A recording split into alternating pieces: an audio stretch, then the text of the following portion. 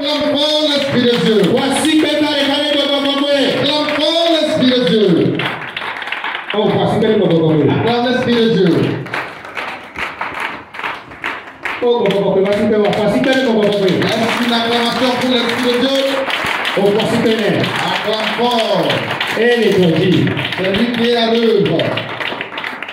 Alléluia. Amen. Voici que le mot pas Messie là. Acclame le Seigneur. Maman prophétesse, maman Robert, pas que ça. Il faut le faire le dîner. Maman Robert, que le Seigneur saigne son rêve. Voici que le mot le lien comme vous papa Robert, pas que ça. Le Seigneur pour la vie de notre papa Robert. Voici que le mot le son pour Kata, ton Kata. Seigneur pour la vie des pasteurs, des servants, des serviteurs. Voici que le mot le Kata. Le Seigneur pour ta propre vie. Alléluia.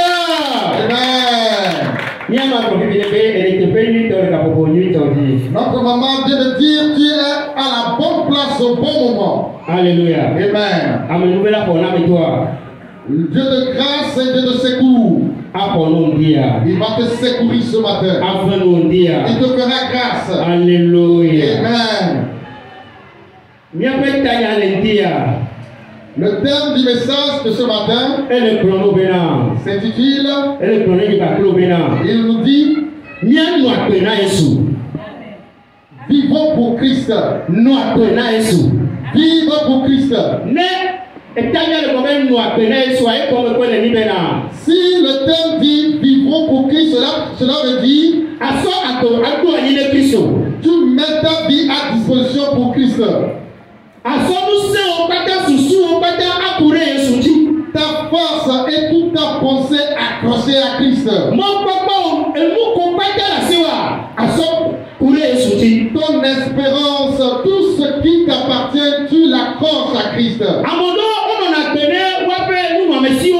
Certains vivent pour leur bien. Une fois que le bien disparaît, ils font crise et ils meurent. D'autres vivent pour leur argent.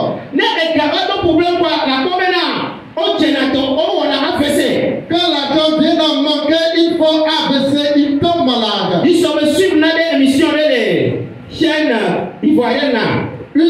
La dernière fois, j'ai suivi une émission sur une chaîne ivoirienne. On a dit une femme a une entreprise. On a dit qu'un jour, on est venu dans son entreprise, on a volé tout son argent. Quand la femme s'est vue devant cette situation, elle a fait une crise. 2 mois plus tard, elle décède.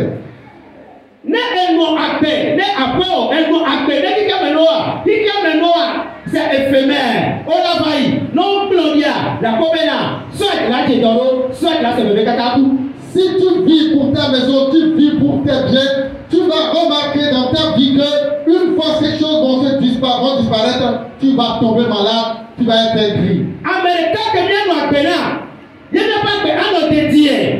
Sauf que si c'est bien, il y a Jésus-Christ. La seule personne à qui nous pouvons vivre, nous pourrons nous accrocher et que nous y serons jusqu'à la fin de nos jours, cette personne n'est autre que Jésus.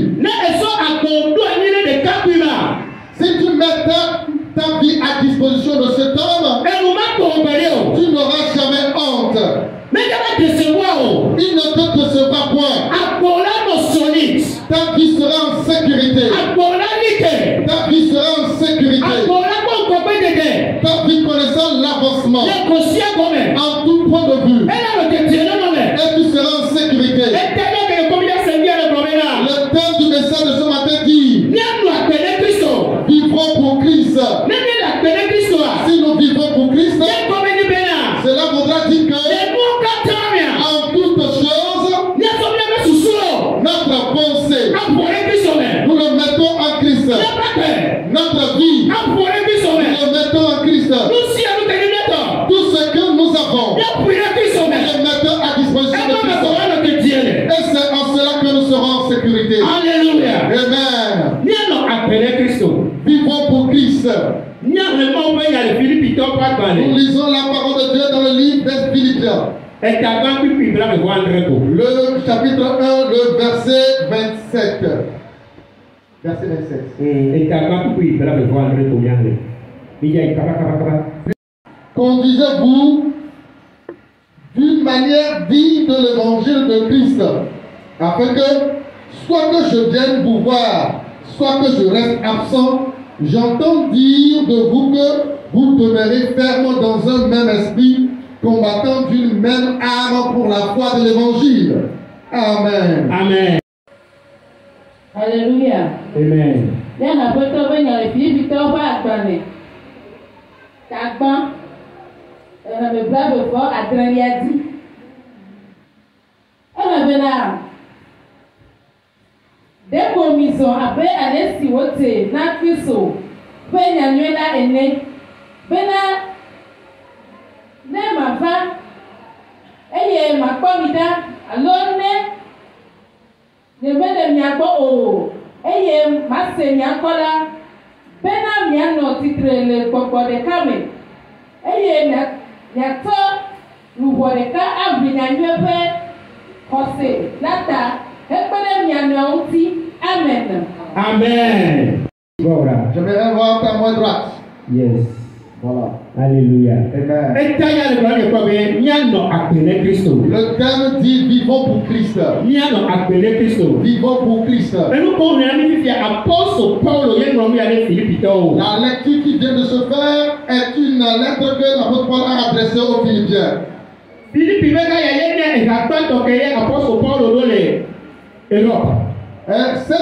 L'église de Philippe est la première église que l'apôtre Paul a installée ou a construite en Europe. Et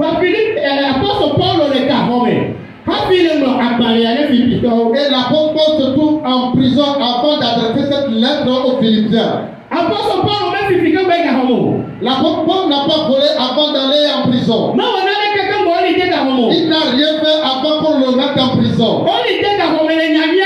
On l'a emprisonné à cause de l'évangile. C'est à cause de l'évangile qu'on l'a mis en prison. Mais quand il était en prison, il est en train de voir que il y a des faux enseignements qui vont venir.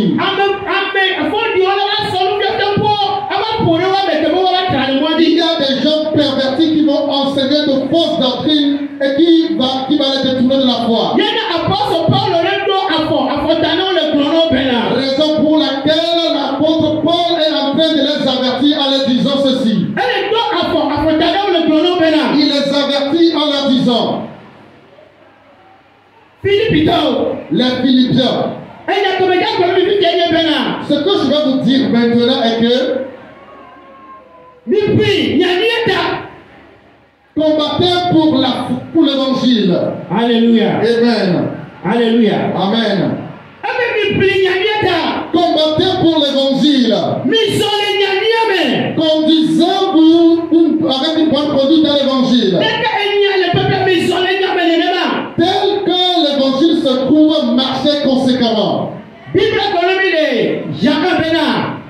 La Bible nous dit dans Jean, dans le livre de Jean, le chapitre 1, il dit qu'au commencement était la parole était avec Dieu et la parole était Dieu.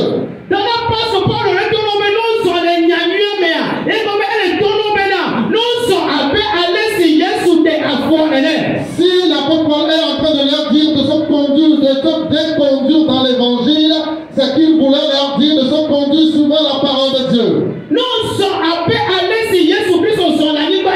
Si tu marches comme Christ a marché sur la terre,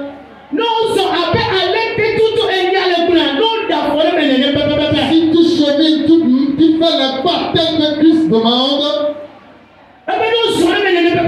il leur demande de marcher conséquemment. Qu'ils mettent à disposition leur vie pour l'évangile. Qu'ils donnent leur vie à disposition de l'évangile. Et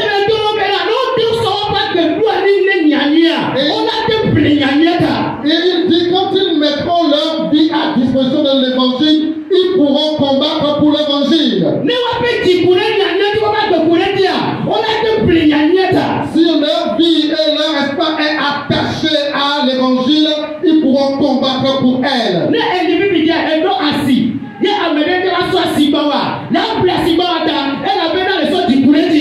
Si tu as un commerce et quelqu'un vient combattre ton commerce avec toi, tu vas t'accrocher à ce commerce-là parce que ta vie est accrochée à ce commerce.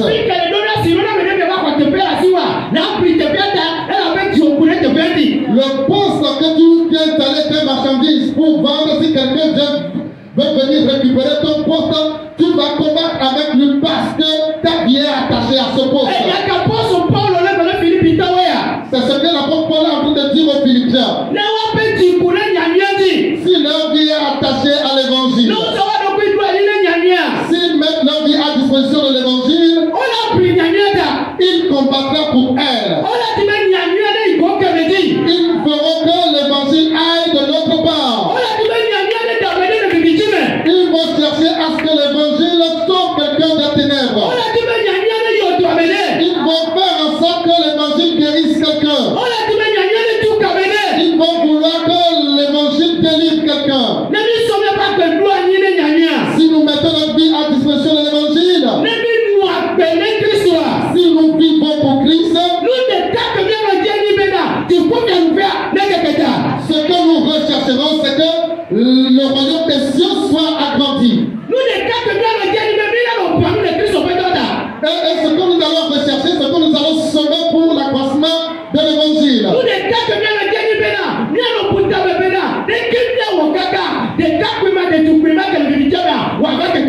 que nous devons considérer, c'est connaître, c'est savoir comment est-ce que nous allons pouvoir faire à ce que ce jeune homme, cette jeune fille vienne à l'évangile. C'est ce que l'apôtre Paul est en train de dire aux Philippiens. Qu'ils mettent leur vie à disposition de l'évangile. S'ils mettent leur vie à disposition de l'évangile, les bienfaits de l'évangile, c'est ce qu'ils rechercheront. C'est le bien de Christ qu'ils rechercheront à tout point de vue. L'apôtre Paul même a combattu pour l'évangile. C'est la raison pour laquelle il est emprisonné.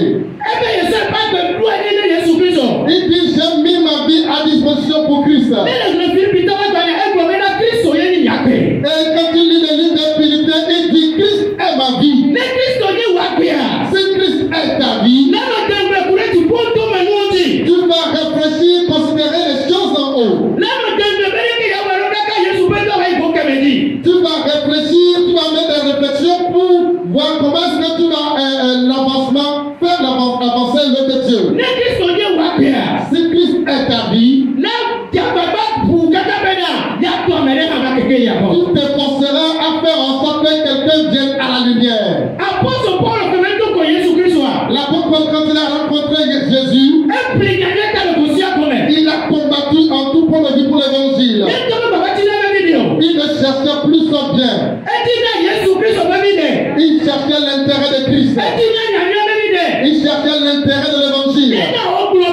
C'est la raison pour laquelle il dit, tout ce que je recherchais avant, maintenant que j'ai rencontré Christ, toutes ces choses sont devenues des choses vaines. Ce que je recherchais avant, je ne le recherche plus. Maintenant, ce que je recherche, que ma vie appartienne à Christ. Que je mette ma vie à disposition de Christ. Que je mette ma vie à disposition de l'œuvre de Christ. Afin que l'évangile puisse délivrer quelqu'un. Pour que l'évangile puisse délivrer quelqu'un. Que l'évangile puisse faire du bien à quelqu'un. Alléluia. Amen. Est-ce que toi et moi avons mis notre vie à disposition de Christ? Est-ce que nous vivons pour Christ? Si nous vivons pour Christ, nous ne rechercherons plus notre propre intérêt.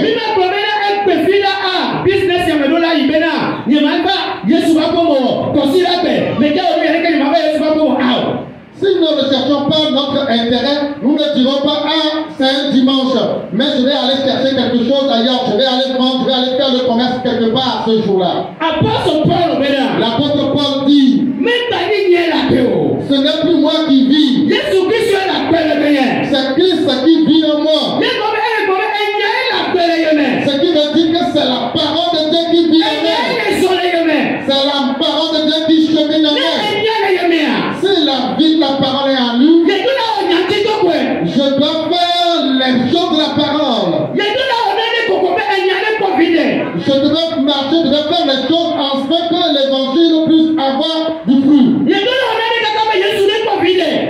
a fait les choses afin que Jésus trouve des intérêts dedans.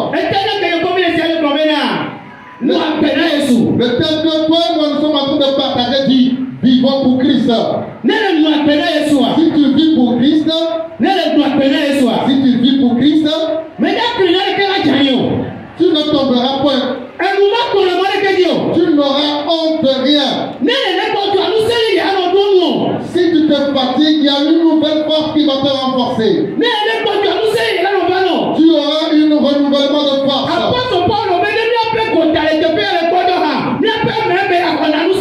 L'apôtre Paul dit, si nous nous fatiguons extérieurement, intérieurement, nous nous renforçons notre spiritualité.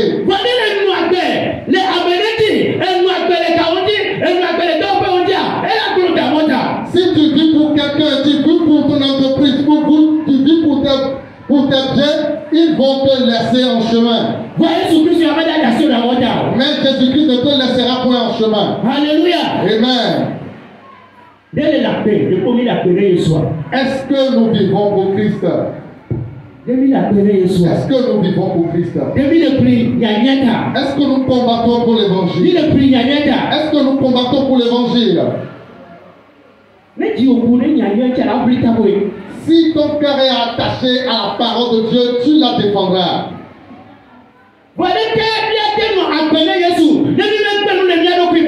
Comment est-ce que nous allons vivre pour Christ si nous ne nous renonçons pas à nous-mêmes? Avant de vivre pour Christ, il faut que nous nous renoncions à nous-mêmes. Renonce à toi-même.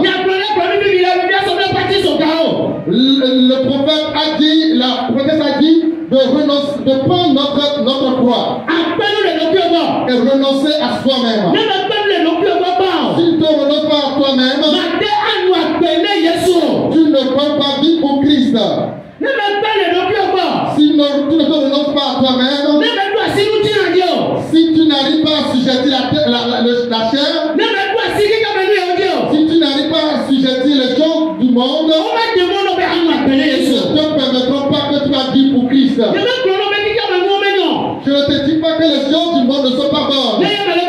C'est pas ce que je suis en train de te dire. C'est ce que je suis en train de dire. Vive pour Christ premièrement. Si tu vis pour Christ, les gens du monde te rechercheront. Toutes les gens du monde te rechercheront. C'est la raison pour laquelle Jésus a dit, cherchez premièrement le royaume des cieux et sa justice. Et les autres choses vous seront données par dessus. Si tu renonces à toi-même et que tu vis pour Christ, les gens du monde viendront te visiter. Ils t'accompagneront. Premièrement, nous devons renoncer à nous-mêmes. Le prophète a dit tout à l'heure que si nous marchons avec lui, si nous ne voulons pas regarder derrière, la promesse qu'il a donnée, il le fera. Même mon frère, ma soeur, si tu ne te renonces pas, si tu fais le cheminement, tu vas te dire, je vais retourner voir en arrière. La chair va te dire, regarde un peu en arrière. Quand la femme de l'homme a voulu regarder derrière, elle est devenue du sel. Nous devons renoncer à nous-mêmes premièrement. Alléluia. Amen. Alléluia. Amen. J'aimerais voir ta main droite. Alléluia. Amen. Le thème dit vivons pour Christ. Vivons pour Christ. Si tu te renonces à toi-même, il ne te sera pas difficile de t'humilier pour Christ. Si tu te renonces à Christ, si tu renonces à toi-même, il te sera facile de t'humilier pour Christ. Et tu défendras l'évangile. Alléluia. Amen. Si tu ne t'humilies pas pour Christ, comment feras-tu pour défendre l'évangile? Si tu te renonces à toi-même, il faut que tu t'humilies. Jésus même s'est humilié.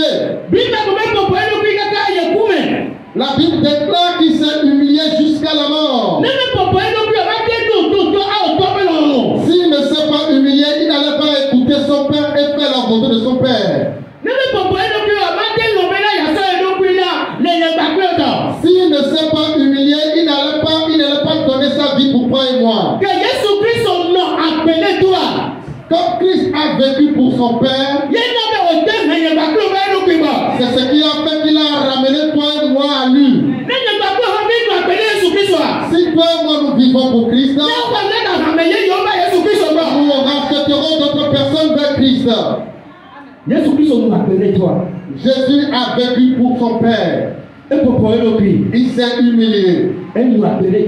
Il a vécu pour son père. Ce qui a fait que toi et moi, Christ nous a ramenés. Si toi et moi nous vivons également pour Christ, nous ramènerons d'autres personnes à lui. Le terme dit vivons pour Christ. Si tu vis pour Christ, tu auras un renouvellement de force. Tu connaîtras un renouvellement de force. Une nouvelle force viendra sur toi. Et Jésus même sera ton devancier, ton accompagnateur. David a mis sa vie à disposition de Dieu.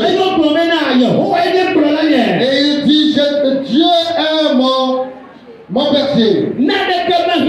Je ne manquerai de rien. Tu mets ta vie à disposition de Dieu. Tu ne manqueras de rien. Tu ne manqueras de rien. Jésus sera ton compagnon. Il sera ton protecteur. Il sera ta sécurité. Ce matin, Dieu nous fait appel de mettre notre vie à sa disposition. Mettez notre vie à sa disposition. Si nous mettons notre vie à la disposition de Christ, tu verras que ta vie sera en sécurité. Il sera en sécurité. Si nous mettons notre vie à disposition d'autres choses, il y a le danger dedans. Il y a danger. Ce matin, l'Esprit de Dieu te fait appel de mettre ta vie à sa disposition. Ma vie à sa disposition. Et qu'il puisse passer par nous afin de défendre l'évangile, de combattre pour l'évangile. Est-ce que toi et moi nous sommes disposés, nous avons mis notre vie à sa Si nous n'avons pas encore fait, le Seigneur nous fait appel ce matin de venir et de mettre notre vie à sa disposition.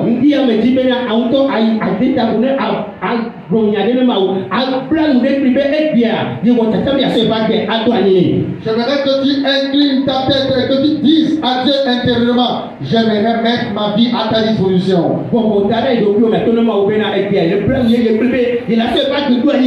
Incline ta tête et dis à Dieu, j'aimerais mettre ma vie à ta disposition.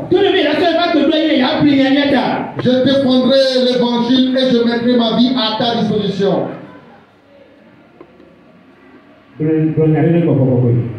Par la nous allons prier. Notre Seigneur et notre Dieu, ce matin tu nous appelles parce que tu trouves que nous sommes loin.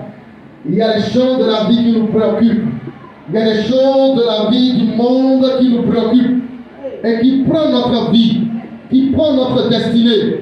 Mais ce matin, Seigneur, tu nous fais appel, tel que tu fais appel aux Philippiens, que nous revenons à toi et que nous mettons notre vie à ta disposition. Ainsi, notre vie sera en sécurité. Je prie pour chacun d'entre nous, dans le nom de Jésus. Ce matin, Seigneur, nous prenons fermement dans notre cœur. Nous sommes résolus que désormais, nous mettrons notre vie, nous vivrons pour toi et nous mettrons notre vie à ta disposition pour défendre l'évangile. Nous mettrons notre vie à ta disposition en renonçant à nous-mêmes. Nous mettons notre vie à ta disposition en nous humiliant, en faisant ce que Seigneur tu demandes à ce que nous faisons. Que la gloire et l'honneur te soient donnés. C'est dans le nom de Jésus que nous avons prié. Amen. Amen. Que le Seigneur te bénisse.